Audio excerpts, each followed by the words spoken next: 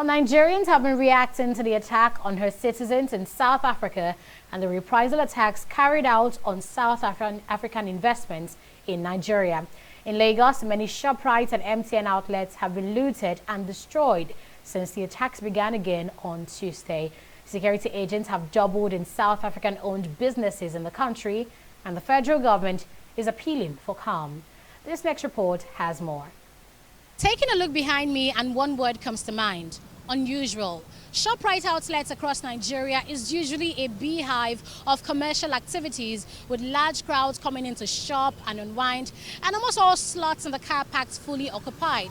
But for a second day, all ShopRite outlets in Nigeria are on lockdown. I mean, completely sealed, just like you can see behind me. Pedestrian entrance is sealed, and that's because of violent attacks and looting, which Nigerians say are tit for tat on because of attacks of South Africans on Nigerians and Nigerian-owned businesses.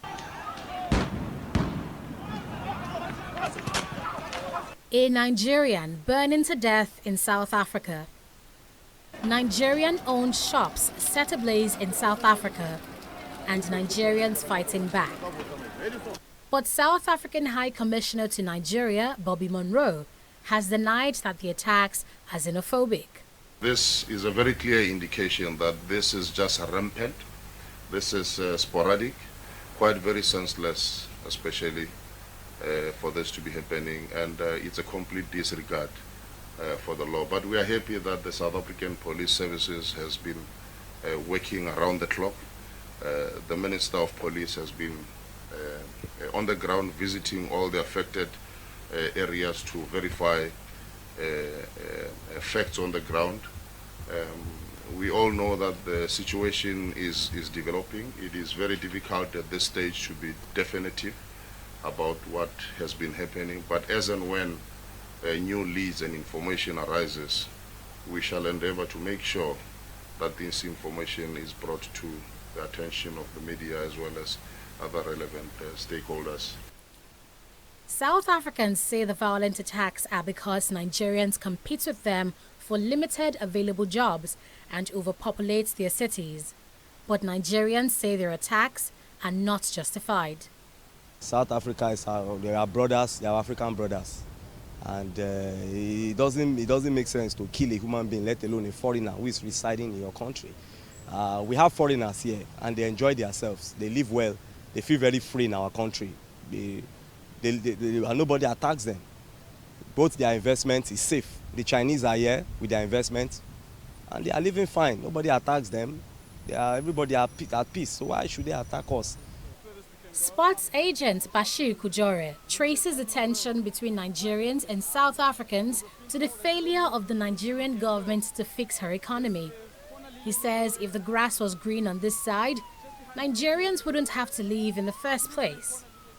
We know as it is in our country. I think we are comfortable. I just see no reason why Nigerians should be living for South Africa.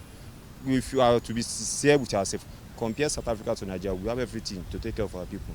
So when it is like this, people will surely leave.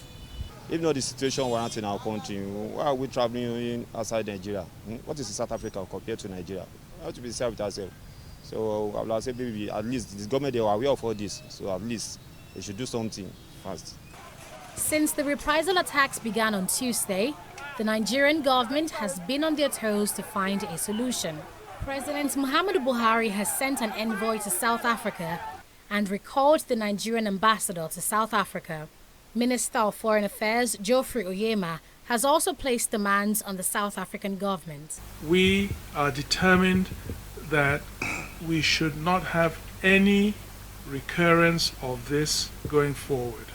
So we have to put in place, we must put in place, and we will put in place mechanisms to ensure that these do not recur.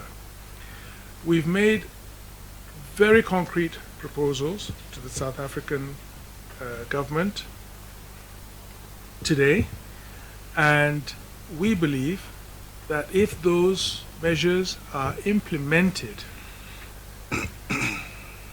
we have a very, very good chance of ensuring that this does not recur. It's not the first case of xenophobic attacks between two of Africa's biggest economies. Since 2000, over 60 people have died in xenophobic attacks in South Africa. In 2019, no fewer than 8 Nigerians have been killed. Both Nigerian and South African governments are in talks over the matter, and it's yet to be seen if dialogue would end the violence. Annetta Felix, TV 360, Nigeria.